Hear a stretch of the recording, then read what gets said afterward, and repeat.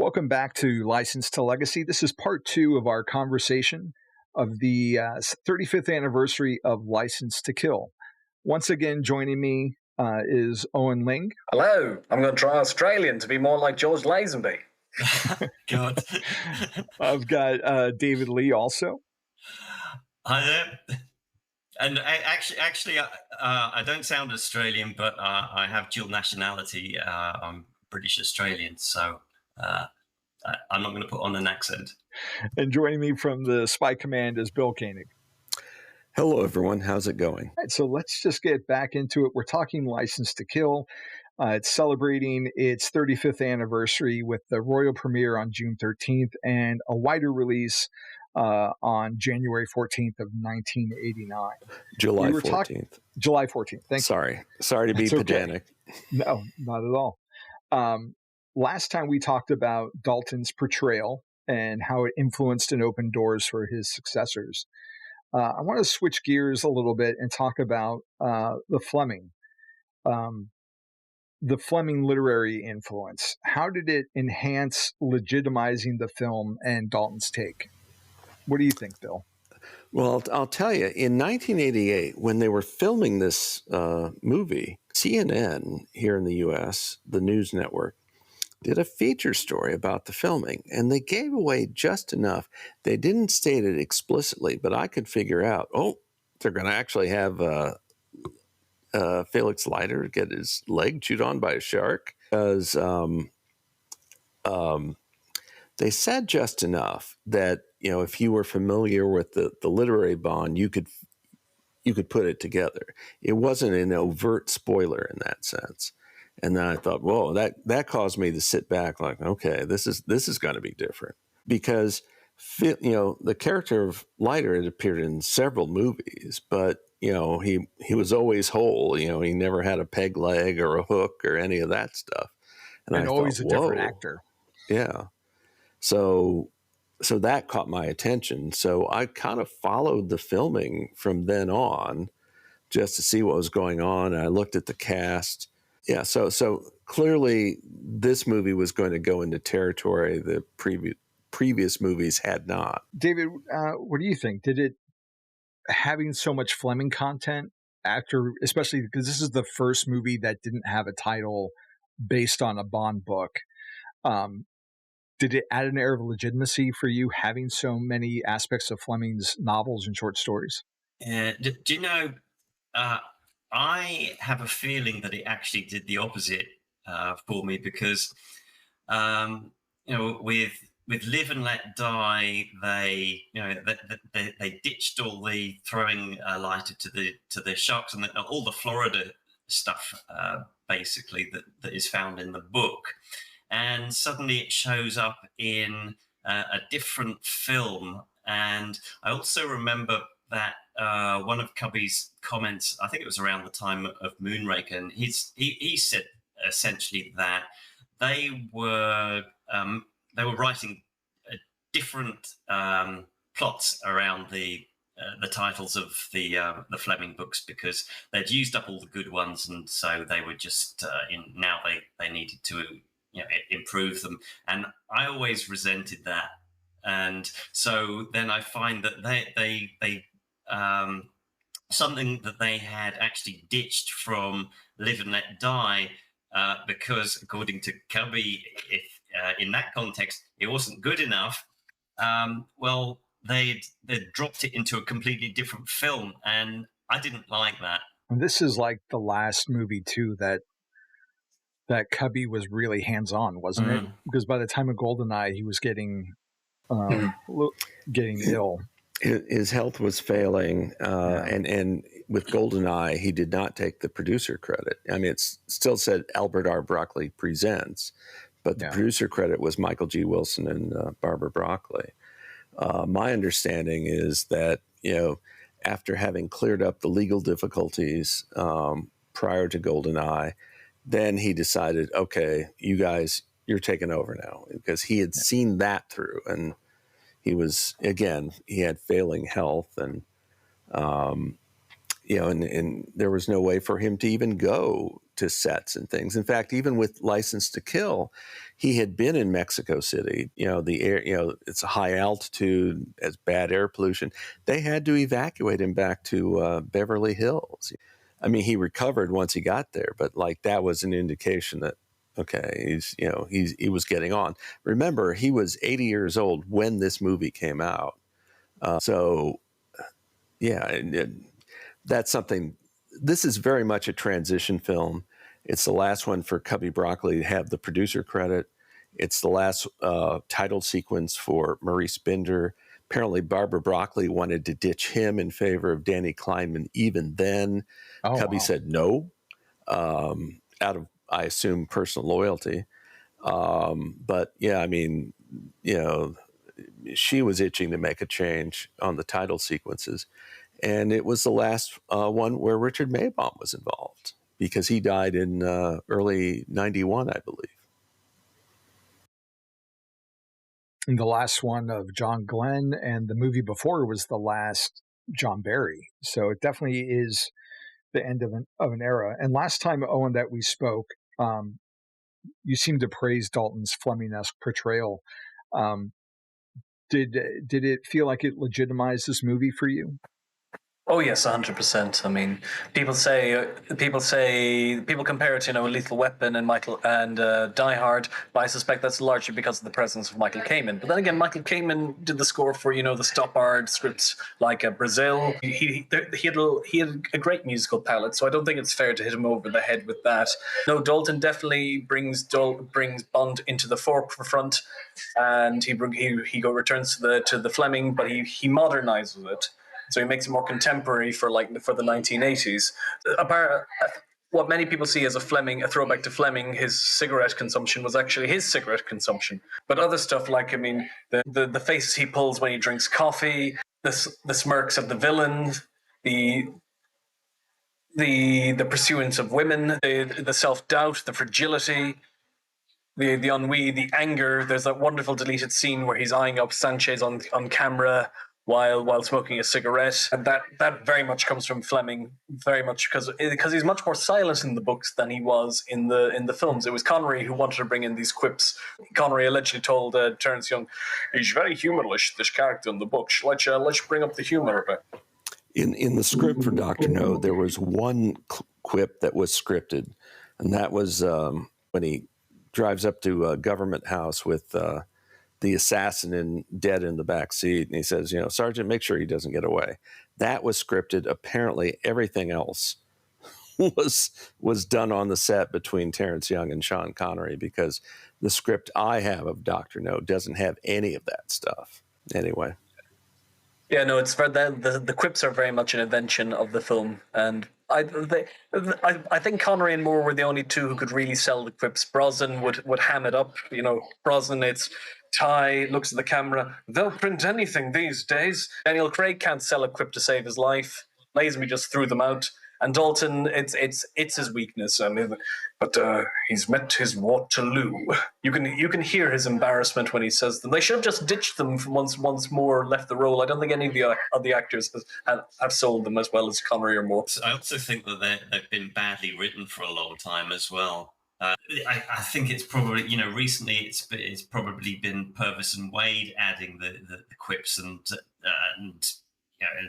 that's through most of the Pierce Brosnan era too, and I think they're not very good at jokes. Well, and I had read about the making of this movie specifically that Dalton asked for quips to be removed. Yes, some remain in the film, but apparently there were others that got taken out at the request of the actor. Yeah, I read an interview with Michael G. Wilson where Wilson says that's one of the differences between Moore and Dalton. He says the quips don't really work for Dalton. He's better at being silent because he's a method actor. He embodies the environment around him. So here's something I wanted to ask everyone, because obviously this is a Bond movie, not a Bond novel. But was this a story worthy of the cinematic James Bond? Was the very down-to-earth drug angle possibly alienating to audiences of 1989 as far as Bond was concerned, but maybe something that would be more interesting for audiences of today? How do you feel about that, David? I don't mind the drug angle. For me, that isn't an issue at all. I think for me, I think a lot of the stuff that I can't connect with is with all the cult stuff, and just it seems out of place in a Bond movie. I think that's maybe for me that's where it kind of really goes wrong. Bill, how does it strike you not having like a world domination plot? That doesn't bother me because, like From Russia with Love, that wasn't world domination either. It was a relatively faithful adaptation of the novel. The one thing about quips, actually, Robert Davi gets the best quips in this movie. It's like, what did he promise you? His heart? Give her his heart. And the guy gets, his heart cut out from him off screen. And then, remember, you're only president for life. So in some ways, Alton's reluctance to do quips benefits Robert Davi. I mean, he's definitely a different villain. I mean, he does a great job, but it's definitely different. I don't know. It was, in a lot of ways, I think this, especially for American audiences, this just wasn't well timed. Doesn't mean it isn't good. It just, for whatever reason, it didn't click with American audiences. Since we started this recording, I pulled this up on another tab. So let me read you the opening weekend for License to Kill in the U.S.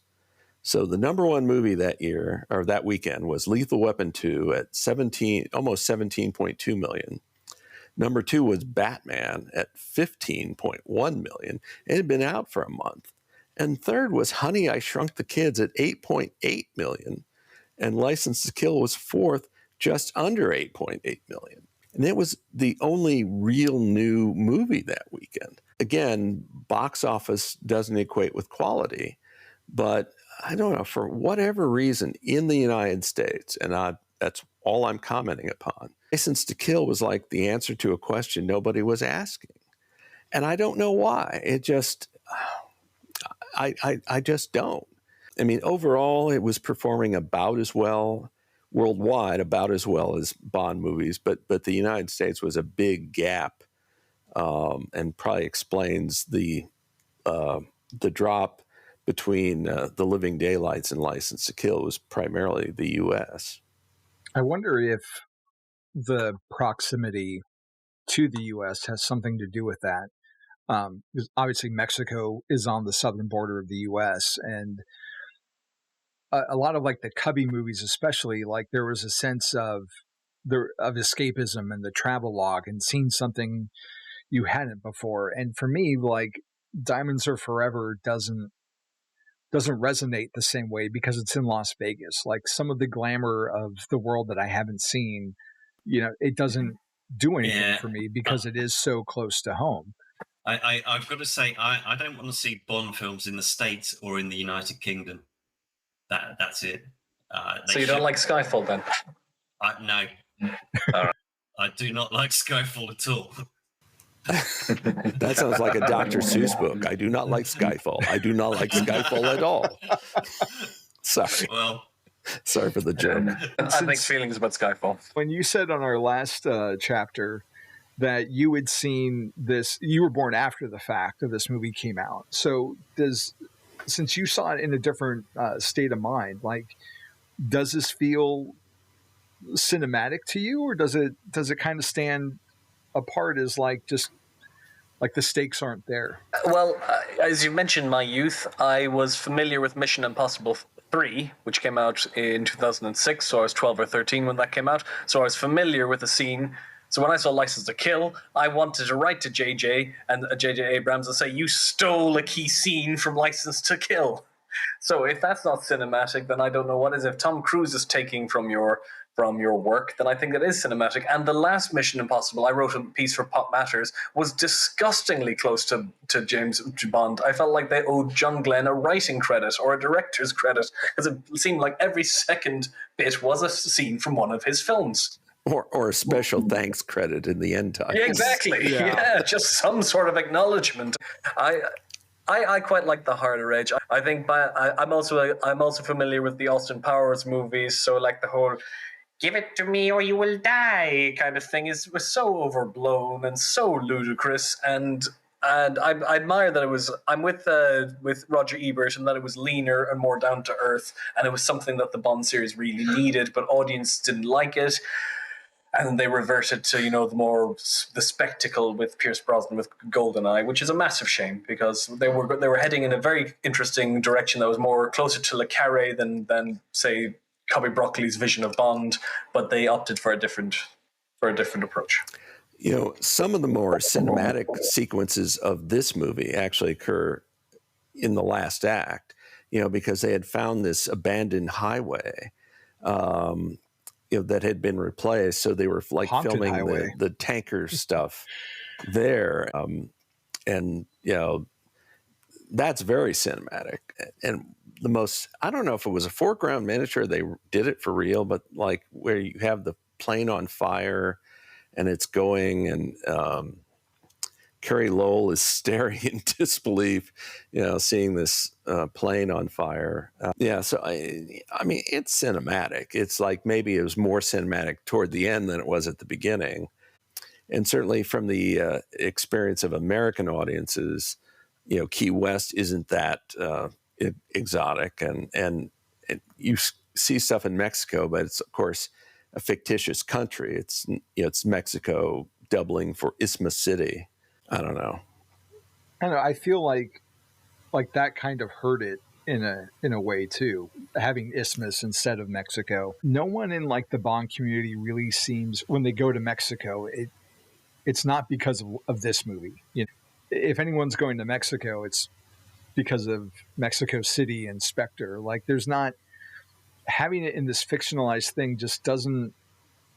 It's one of the things that doesn't sit right with me about this movie, because every other film, he's going to Egypt, he's going to Italy 5 times, or all these different places. It's Japan, got a connection with Live and Let Die here, though, as well, hasn't it? Yeah, they're real things, and having, well, that's nice that it is have that Live and Let Die connection because of, especially with having the same Felix, but. There's something that kind of takes me out of it, and it's Bill. You had mentioned we'd had this conversation once before. It's like Marvel Comics and DC. Like, Marvel's always in New York or real cities, versus DC is Metropolis and Gotham, Central City, and this kind of brought some of that DC Comics like fantasy world. Like, it's just a step removed from ours, and I think that that kind of takes away some of the luster for me on this. Also in the scenes, there was a tug of war going on between the studio and Eon about budgets, because at one point they had come up with a treatment that I believe took place in China. And then it's like, well, we're not gonna be able to do that. I mean, it would have been difficult even, then to actually film in China, but also it would have been more expensive regardless. So then they, okay, we'll put it in, the Western Hemisphere. The budget wasn't much more than than the last 4 had been. They also, they weren't going to be able to they weren't going to be able to use Pinewood for most of the studio work. So they basically rebuilt this old, decrepit Mexico City movie studio to do the interiors. And, so there was a lot of stress behind the scenes that may or may not have affected the final product. I will say that the final scene, not the final scene, but like the big part of the third act, having it at the cult facility where they're also doing the drugs, at least it looked grand enough that they based a level of the 007 Legends video game on it, which I don't know if there's any other aspect from one of Dalton's movies that would have quite worked so well for a game like that. It would be kind of hard to make a level just based on fighting in the back of an airplane in the living daylights. Maybe they could have done something with Brad Whitaker's estate, but at least there was some kind of scope to that temple that they filmed at. So License to Kill, as we mentioned earlier, was PG-13 in the US. It was a 15 in the UK. So did that hurt the film upon release? And does that even matter today when all the Bonds since this movie are PG-13? Owen, did it make a difference to you at all? Well, it made a difference in that my parents refused to let me watch it until I was 14, 15. But in Ireland, Casino Royale was released as a 15, so I had to go with my father to see Casino Royale because they wouldn't let this 13-year-old kid into it. And I mean, those two films earned their ratings because they're viscerally more graphic than the other films in the series. I mean, we see both men bloodied, bruised, tired. There's a visible threat of in Casino. You know, one man is risking his testicles. In License, a man gets his leg bitten off. I mean, they're very, very gritty Bond films. I would say that those two are the most violent films in the series, hands down. It didn't seem to bother people in 2006, but for some reason it must have bothered people in 1989, especially when you had more family-friendly fodder like Indiana Jones and the Last Crusade, which I do not think is a very good film, or Honey, I Shrunk the Kids, or Batman, which, I mean, Batman is comic violence. I mean, they're all more family-friendly viewing. License to Kill is not a film I can watch with my parents at Christmas time the way that Living Daylights is. Well, this isn't so much about the rating as just, anecdotal. I went with my wife the first time to see the movie, and she did not like it. And she made it known to me that she did not like it. And the violence was the main reason. And we didn't get into super detail, but I suspect Anthony Zerbe's head blowing up was probably top of the list. I remember Calvin Dyson pointed that out in his review. Jesus, this is meant to be a family film series.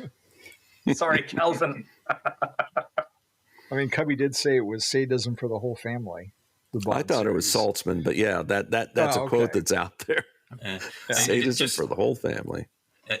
Owen, you were talking about Casino Royale for a moment, and it reminded me of one of the times I saw Casino Royale in Barcelona, where I was living at the time, and I'd attended the premiere in London, and then flew back, and then I saw it at least a couple of times more. I can't remember now.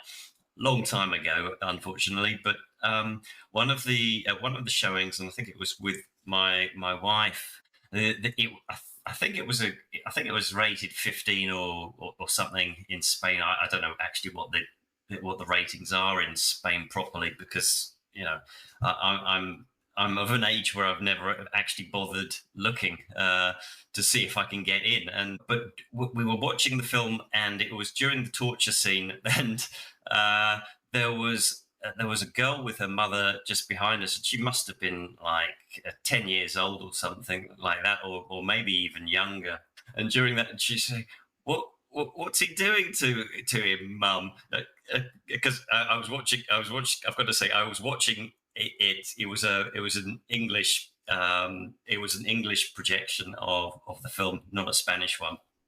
And she was. I don't remember if she. I guess she was English, but she was speaking English. What's he doing to him, Mum? And I thought, it was a bit surreal, but there you go. Well, the additional violence was definitely an issue upon initial release, at least here in the U.S. In the last installment, I made mention of this unusual Nickelodeon show special about License to Kill. There were these kid interviewers. I guess they were probably teenagers at the time.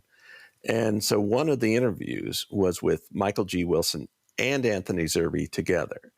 And so the interviewer is asking about the additional violence.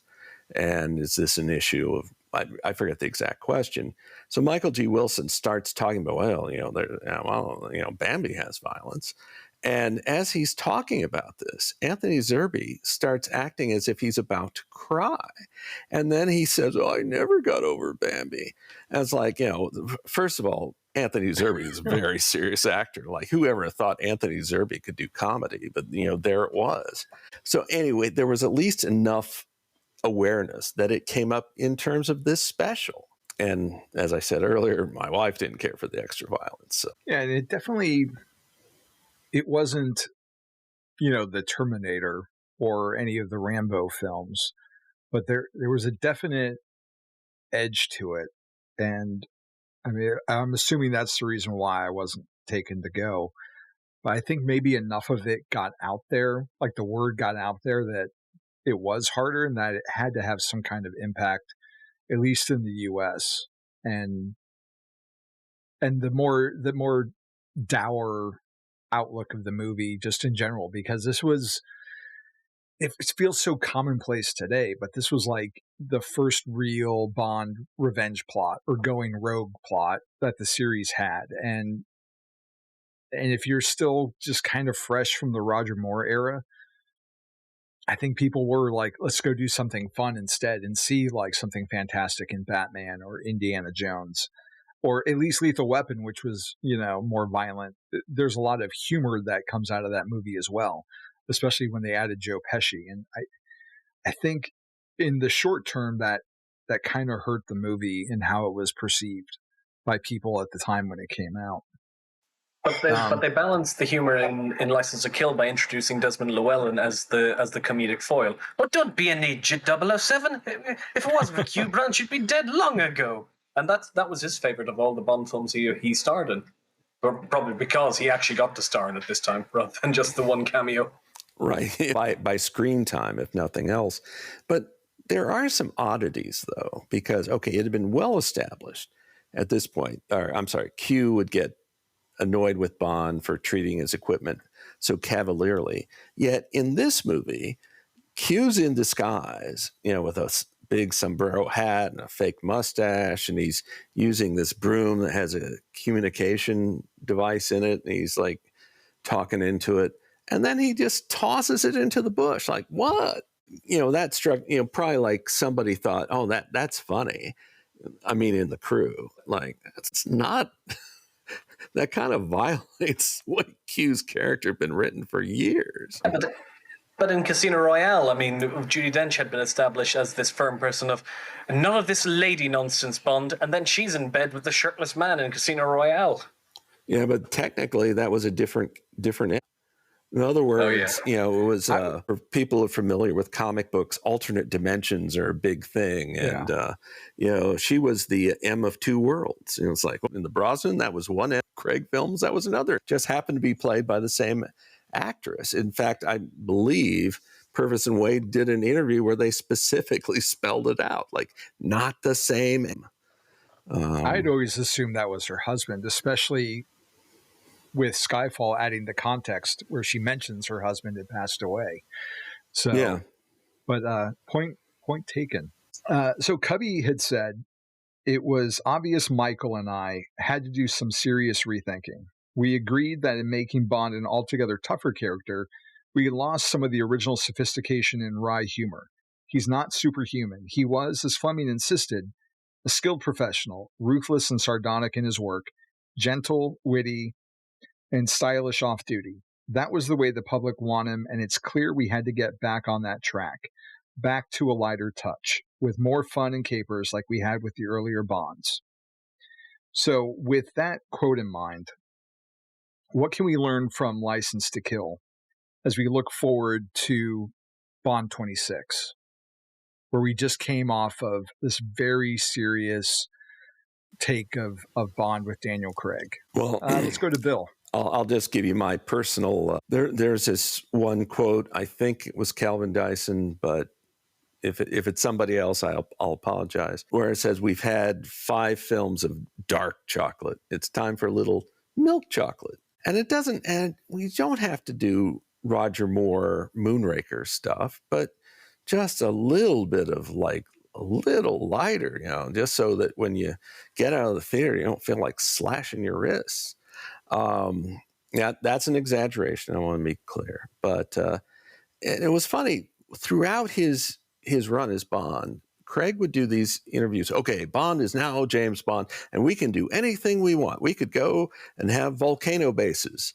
But they never did. It was just always just kind of... Well, they half did. Inspector. Yeah. Well, and then they just, with No Time to Die, they basically said we're going down that same path that we did in Spectre. I would like a bit of a lighter touch. I'm not asking for comedy, but just a little bit lighter. David, what do you think? What can we learn from the reception of License to Kill and how they pivoted with GoldenEye? What do you think that means for the future of Bond? I think it's inevitable that we have some kind of reinvention of the way they've been handling the films. I don't know if there are any actual lessons we can draw from License to Kill going into GoldenEye necessarily. I'd love to think that there are, because then we could actually work out what maybe is happening at Eon HQ. But it's inevitable that they will reinvent, and I think at the moment the only way to go is lighter anyway. And as Bill said, I'd like a lighter tone anyway. Something like Sean Connery levity would be fine for me.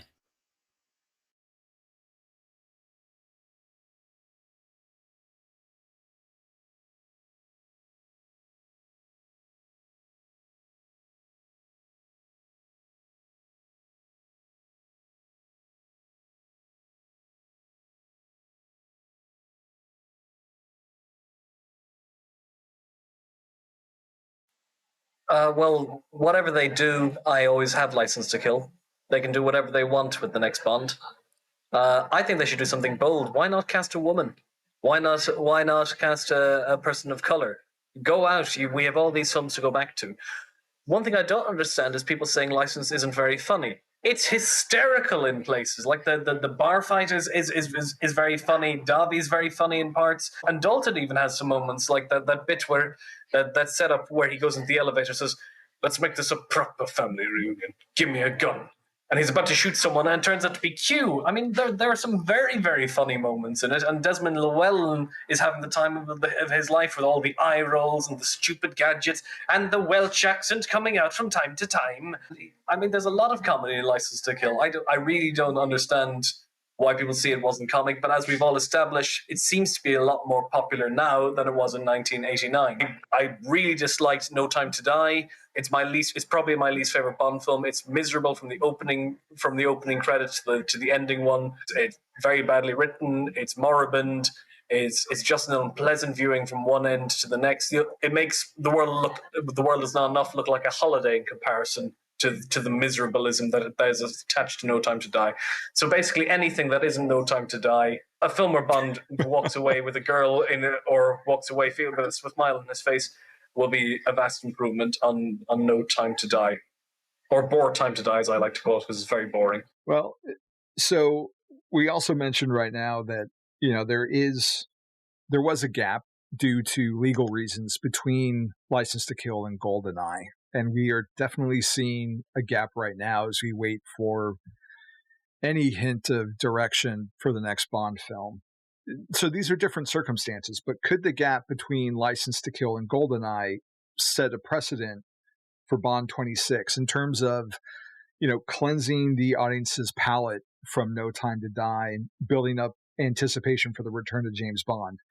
Or do you think like this time away in such a crowded marketplace with comic book movies and all these different franchises resurging, could this time off be deadlier in the 21st century than it was in the 20th?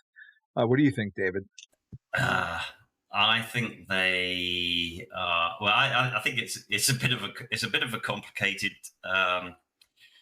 topic, and Bill and I actually were talking about this on James Bond and Friends fairly recently about how with James Page, and about how there may be a reason that they aren't progressing at the moment, which is that Amazon and Eon want to see what happens in the movie industry, and that hadn't really occurred to me until that conversation. But I think that may be an important one. Owen, what do you think? We've all gone on about the gap between License and GoldenEye. We haven't talked about the gap between Die Another Day and Casino Royale, where I think many people had written off Bond during those 4 years as something as a relic, and then they came in and reinvented the brand and created a film that many people see as the best Bond film of the lot. I mean, and Casino Royale is a very, very good film. It might be diminishing returns after that for Craig, but Casino Royale is something of a modern-day masterpiece, and I don't say that lightly. I think it's good to have some time away to refresh, to return to the roots, to decide where they want to proceed. Because the way they were proceeding with Die Another Day, the next film would have been Bond in a time machine going back to fight Adolf Hitler and stopping World War II. That's the level of ludicrousness they were heading into. I feel like, just to push back on that, like Die Another Day was, of all the spy movies that came out in like 2001, 2002, like that was at the top of the box office for that. And because it was a 40th anniversary film, I felt like there was a lot of celebration around it back in 2002 that we don't think about or see today from the modern fan base. Yeah. And I think like it would have been a Moonraker for your eyes only scenario where Bond wouldn't get a Aston Martin time machine in the next movie. Like it just would have gone back to grounded, which they did do with Casino Royale. But I feel like back then we knew what was happening to a degree. Like we assumed we were getting another Brosnan. We got the video game, which was basically his fifth movie now. But then like we had news like of recasting and Daniel Craig and who's it going to be. And like we don't have any of that right now. So between Dalton and Brosnan, I feel like there was a celebration of Bond's return because no one really knew what was going on, and it made audiences eager again. But 1995, there wasn't, the Star Wars hasn't been resurrected yet. There weren't Star Wars TV shows. We didn't have an MCU, and that's where my concern comes in because there's so much vying for attention. And it seems like no one knows what's going to hit anymore. Like people expected The Fall Guy to do well or Mad Max, the Furiosa spinoff to do well. And those have been middling at best. Do you think we're waiting too long, Bill? Like, should they have hit the ground running right after No Time to Die and said, okay, here's our reboot? Or do you think like this gap is good, just like it was for GoldenEye? I have extremely mixed feelings about this. I will point out a couple things. In October of 2005, this story came out the day after the casting of Craig had been announced. The New York Times ran a story, and they had Michael G. Wilson for an interview. And he talked about how he and Barbara Broccoli were kind of running out of mental energy and like, oh my God, this is such a hard thing to do. And then them getting the rights, they had gotten the rights back to Casino Royale. They just needed to do something. I remember there was a quote, this isn't the exact quote, but he said, we had to do something for ourselves. So clearly there was something going on behind the scenes that, I mean, whenever I bring up those quotes, I occasionally get pushback. Well, that doesn't mean anything. Well, I think it does mean something because he didn't have to say that. And then more recently, I made the comment in a post, on one of the home video extras, you had Dana Broccoli saying that Cubby's position, whether Connery should come back, I don't want to get a reluctant actor to act. So do we want to get a reluctant producer to produce? And like, I don't know why they're reluctant, but clearly they are. It might be tension between Eon and Amazon. It might be any number of things. But I think it's fair to say they are reluctant. They don't seem to be, streaming ahead. So it's like, so if they are reluctant, well, do you let it play out? I mean, you don't want to force them to do it if their hearts aren't in it. And I don't know if their hearts are in it or not. There are some Bond fans who find that heresy, but so be it. Is there anything from License to Kill that you think will be carried forward or reflected in the next movie? Well, I think License's legacy is stronger today. Christopher Nolan has declared Timothy Dalton his favorite Bond. In one of his Batman films was The Dark Knight Rises. He tipped his hat back at License to Kill with the opening plane sequence, which is very much like the opening to License to Kill. Mission Impossible 3, tipped its hat back at License to Kill. The revenge focus, it was the DNA. The revenge, the harder up-broiled Bond was clear in the Martin Campbell films and in Bond. I think Dalton may, in 50 years' time, people may say Dalton was the most important Bond of the lot, because although his tenure was very brief, he inspired so much. As I said in a piece I wrote for David Leigh, it wasn't Brosnan but Dalton that was the prototype for the 21st century Bond. Here in the U.S., from 2010 to 2020, there was a rebooted Hawaii Five-0 series. And in the first episode of an early season, I forget which one, they had a sequence that was basically a homage, will be kind, to You Only Live Twice and License to Kill, where the villain was in a security truck. And in this case, they had a helicopter that had a hook come down and snatch it off the road and drop it in the bay, and frogmen came in, killed the guards, got the villain out, and rescued him. It's like, my God, really? Seriously? The helicopter was CGI and was not the most convincing anyway. But yes, it was clearly partially an homage to License to Kill. It was so obvious. And David, let's turn to you for some final thoughts on the subject. Every Bond film that has been made before is going to influence what they do with Bond 26 in some respect. What mixture goes into that cocktail, I don't know, but I think we just need to wait and see. I wouldn't like to make a prediction about anything from License to Kill that is going to be in Bond 26. Yeah, I don't know. I'm of two minds on this subject. Like, I want to see more of the classic cinema Bond again, just because it feels like it has been a while. But at the same time, I really did enjoy what License to Kill brought to the table with the edginess, particularly with Bond. If we could marry it with maybe some more of the fantastical, just to trick it up, I think the audience is kind of, I don't know, it's hard to say. Like, I feel like we went through like the gritty and grounded era, and maybe it's time to go more fantastical again. Maybe not to the degree of like Kingsman, where it's so over the top, but there's got to be a middle ground in there somewhere. Regardless, I'd just be happy to see a new Bond movie again, and I'm looking forward to getting the chance to see License to Kill on the big screen for the first time. So that is going to do it for today. Owen, where can people find you? Well, you can. You can't find me in my house because I won't let you in. But you can find me on social media. You can find me. I have a Twitter. I refuse to call it X. I have a WordPress. You can contact me there. It's all just my name. I haven't got any friends, so it'd be nice to have a chat. But that's not very welcoming if you're not going to let us in your house. Well, that's my house. I mean, it's my house. It's for me and my. It's my house. You're not coming into the house. I'll meet you in the pub. I'm not going to meet you in my house. God.